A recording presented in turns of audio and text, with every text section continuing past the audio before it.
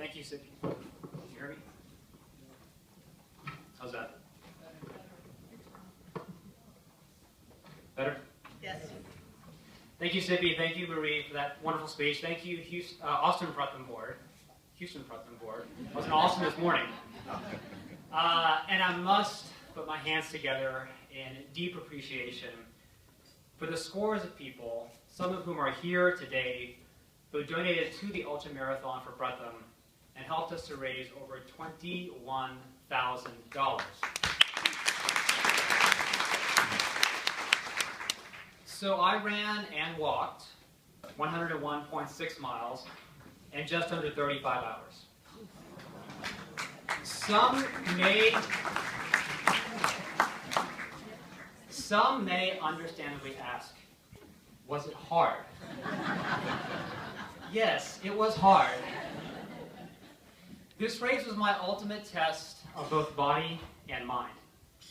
It was a test of whether my body could withstand the myriad hurdles inherent in this kind of race, plus the multiple challenges I could not have anticipated. The Tahoe 100 strained my mind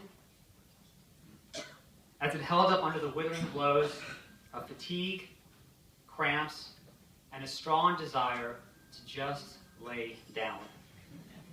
Between 35 and 50 miles, I was at times doubled over with intense pain from abdominal cramps that had me yearning for the simple oasis of a porta potty.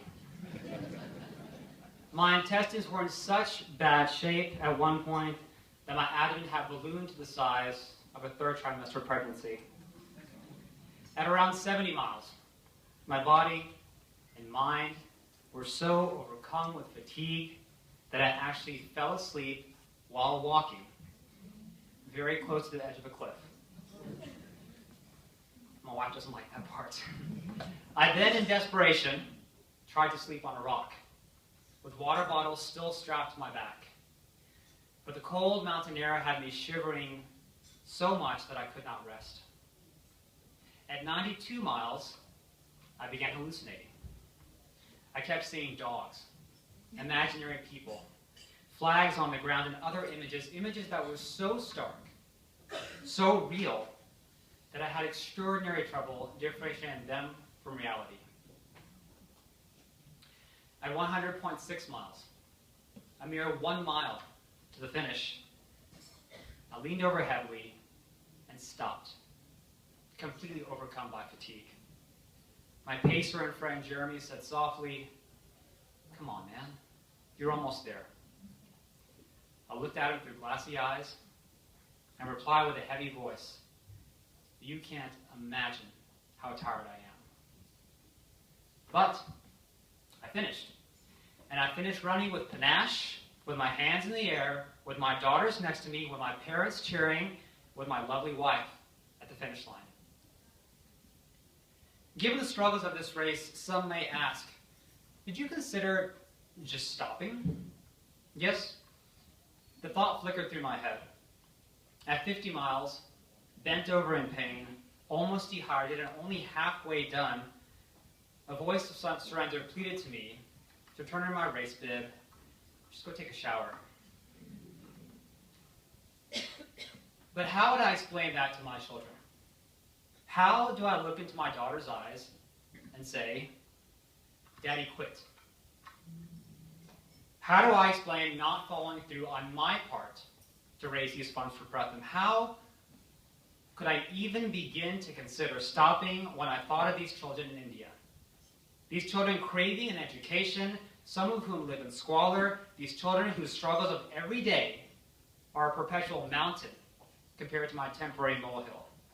You see, this race was not just about what I could force my body to do. It was not just about a long trek to the mountains. It was a vehicle for Pratham, a means to give to these children something we know they crave, an education. The children help to keep me going. The children of Pratham are the ones who appeal to our better nature. But we can extend the priceless gift of an education beyond the children, can't we? In all truth, I did not know much about the Pratham Women's Entrepreneurship Program until Vikas and Marie invited me to deliver this speech. So then I started doing my research into women in India. The research showed the following. India has the highest rate of child marriage in the world, where 1 in 3 girls becomes a child bride. 39% of individuals living with HIV/AIDS in India are women. Women are less than half as likely to hold a salary job in the burgeoning large and medium cities. As of 2013, women earned only 62% of men's salaries. A 2014 report from the World Economic Forum showed that India's women ranked 134th out of 142 countries for economic opportunities, 126th for education, and 141st out of 142 countries for health and survival. These are not abstract concepts, not numbers on fleeting sheets of paper, not nameless, faceless people. These are our sisters and daughters, the inheritors of India's splendor. Women comprise 48% of Indian population, which means 630 million people. And there is hope. Increasing literacy among women correlates with improvement of multiple socioeconomic factors, including life expectancy. As it was, I have requested a large portion of the funds raised from the race be directed to Second Chance, a Pratham program which gives educational support to adolescent girls and women to assist them in completing their education and gaining a diploma. Perhaps my innate interest in women's education is in part due to the fact that Manish and I have 2 daughters, that I see in them potential, power, ability, sensitivity, and understanding that inspires me. So now I have been given this opportunity to speak about the entrepreneurship program. We often use the word empowerment to describe the thrust of this program, a program designed to allow women to become independent in their own right. But I ask you all, what is empowerment? I submit that true empowerment is derived from self, from a sense of self-worth, and a belief in the self that is informed by possibility and engendered by the notion that success is possible. What Pratham is doing through this program is not offering a handout, not giving a crutch, not patting these women on the head and saying, oh, you poor thing, we'll take care of you. No. What the entrepreneurship program is doing is giving these women an opportunity to embrace their own unique individual potential.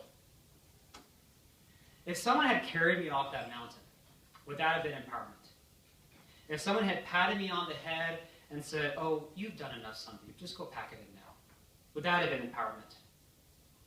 If I saw pity instead of belief in the eyes of my wife, my children, my parents, my friends, would that have been empowerment? Of course not. That would have been the enabling of failure. What Pratham is doing through all their programs is offering a chance of self-determination.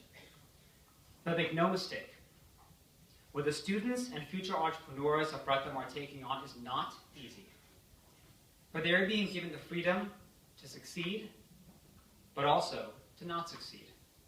Real liberty is hard. Real liberty believes in the unlimited potential of the individual and states, here are the tools, now what will you do with them? And this is how Pratham is the antithesis of elitism. Elitism is telling people they do not have the ability to do for themselves. That smarter people must do for them. That the wiser among us must think for them. But not Pratham. Pratham emits a radiant idea that proclaims, you all have the ability, here are the tools, now you make the efforts. We are not elitists. We are proud and unabashed believers in the individual. That, my friends, is empowerment.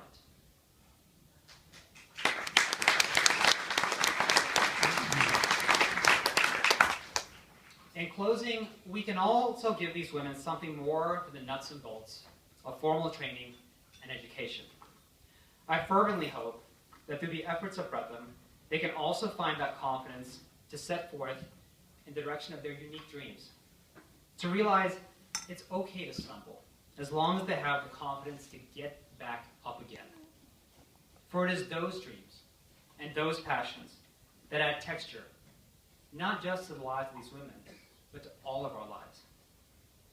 Whether it's charity work, running, writing, reading, teaching, designing, whatever it may be, find those things that keep your body and mind in motion. Be in the arena, whatever that arena may be. To quote T.S. Eliot, only those who will risk going too far can possibly find out how far they can go. And perhaps a bit closer to home, I don't run to escape life.